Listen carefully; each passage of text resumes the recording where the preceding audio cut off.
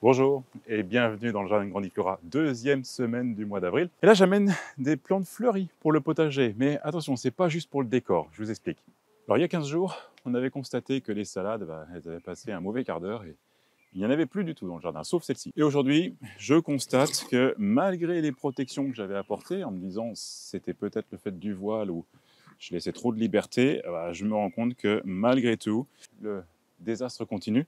Alors, j'en ai qu'une de touchée pour aujourd'hui, mais ça veut quand même dire que les escargots s'y donnent à cœur joie. Donc là, il est hors de question, regardez où il est le coquin. À un moment donné, ça suffit. Je ne parlerai pas de mes petits pois où c'est terminé pour ma production. Ça suffit. Il va vraiment falloir prendre des mesures et ça va être les tâches d'aujourd'hui. Alors, les gastéropodes, autrement dit les limaces et les escargots, vivent dans des environnements humides et surtout dans des environnements où ils vont pouvoir glisser et en fait, en sécrétant cette bave et ce muscus, s'installer et se faufiler sur des surfaces qui vont leur permettre d'aller vers toutes ces jeunes feuilles tendres qu'ils ressentent et qu'ils ont besoin de manger. Alors voilà, et je peux vous dire qu'à avoir l'escargot comme ça sur ma main, je peux vous assurer que c'est une bave qui est quand même très épaisse. Et donc même sur le sol, ils vont pouvoir se faufiler grâce à ce muscus en fait vraiment qui est très épais, qui va leur permettre d'aller atteindre toutes les feuilles qu'on n'aimerait pas qu'ils mangent. Mais voilà, ils y trouvent tout leur appétit. Donc voilà, là je vais le remettre dans un environnement humide, c'est-à-dire la petite marque qui est juste derrière, voilà. Maintenant, il va se débrouiller. Mais nous, le principe, c'est une fois qu'on a compris qu'il leur faut des surfaces où ils peuvent glisser, on va essayer de mettre différents éléments pour qu'ils ne glissent pas. Alors, je pensais vraiment qu'en installant ces jardinières en bois, ces carrés potagers sur des poutres azobées, je pensais vraiment que le bois allait être suffisant pour limiter l'effet de la bave et qu'il puisse glisser. Alors, je suis convaincu que ça fonctionne bien l'été, parce que le bois est quand même chaud, ça chauffe. Je suis absolument convaincu que leur bave ne permet pas de vraiment glisser sur ces parois. Par contre, en hiver, bien entendu, le bois il est humide. Et là, on le voit bien, c'est un jeu d'enfant et ce n'est pas un obstacle pour elles. Alors les autres éléments que l'on peut utiliser pour empêcher leur déplacement, ça va être des éléments absorbants. Alors, on va penser à la tuile, par exemple, la tuile pilée, concassée. Typiquement, la tuile va absorber cette humidité. La limace ou l'escargot ne va pas pouvoir se déplacer. Également, on va pouvoir utiliser des éléments tranchants. Et là, on le retrouve un petit peu dans la tuile qui va également gêner le déplacement et ils vont éviter ces zones qui sont plutôt périlleuses. Alors, on retrouve également dans les coquillages.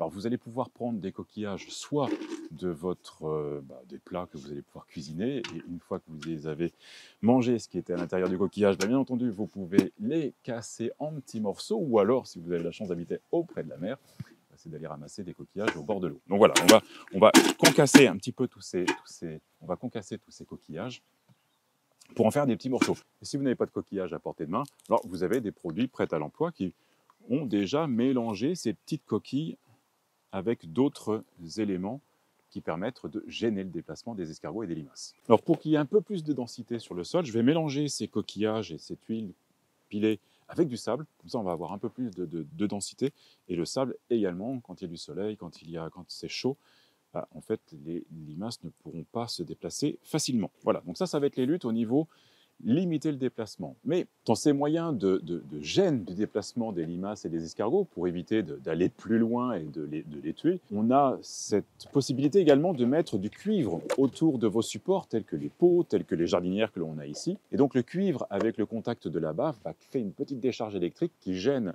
les limaces et les escargots et qui du coup s'éloignent et vont ailleurs. Donc voilà, et donc j'ai trouvé en préparant mon atelier cette solution de cuivre qui est mélangé dans la corde, donc dans la ficelle. Donc ça va être une première. Je n'avais encore jamais essayé sous cette forme-là, mais je trouve que c'est un petit peu plus esthétique que d'avoir ce ruban de cuivre autour du bois. Donc voilà, ça fait un peu plus naturel et ça me plaît. Donc la seule chose, c'est qu'il va falloir en mettre une bonne quantité, parce qu'il faut mettre au moins 3 épaisseurs, je pense. Première barrière que l'on va installer, ça va être le cuivre.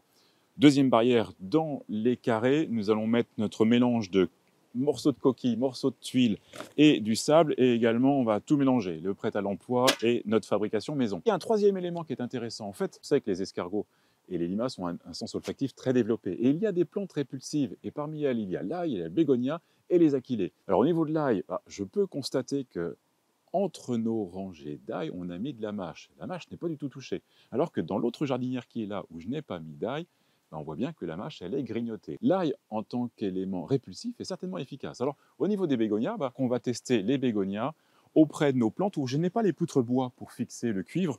Donc, je vais pouvoir ben, voilà, protéger ces petits pois que je vois qui sont quand même grignotés.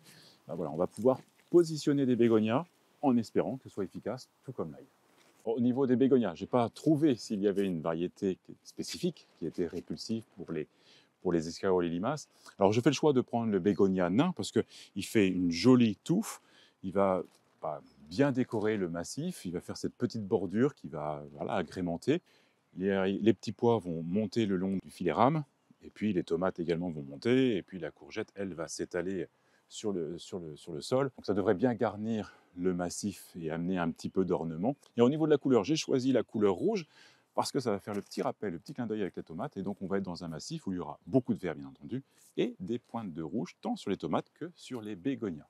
Voilà, donc là on va faire l'essai en espérant que ça soit concluant parce que on le voit bien, bah, celui-ci n'a pas été touché, mais là il a été bien touché celui-là. Donc il faut amener des solutions en espérant que ce soit la bonne solution naturelle.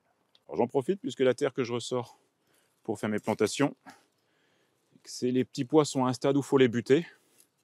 Ben, ça va être très bien, ça va me donner le sol qu'il faut pour leur donner un petit peu plus de vigueur.